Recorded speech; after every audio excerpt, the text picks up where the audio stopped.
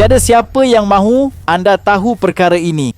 Jangan bazirkan duit anda lagi untuk tukar plan atau beli antena semata-mata nak tengok saluran TV. Anda hanya perlu buat apa yang saya nak tunjukkan ni, dan tiada juru teknik yang mahu anda tahu perkara ini. Anda hanya perlu ambil tin kecil, kemudian tanggalkan cincin ini.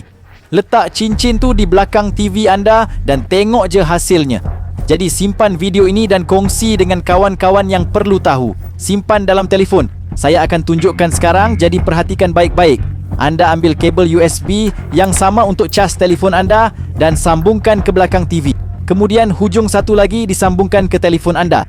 Sekarang buka pelayar telefon anda dan type Tag Play Games, kemudian klik hasil pertama pada skrin. Klik pada 3 garisan menu tu, klik pada pilihan hiburan dan tekan tempat yang saya tunjukkan untuk tukar TV lama anda jadi Smart TV.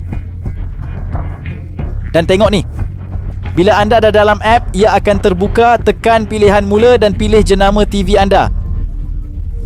Tinggalkan di ruangan komen. Selepas anda pilih, semua pilihan akan ada di sini. Tekan sahaja dan tunggu app tu segerakan TV dengan telefon anda.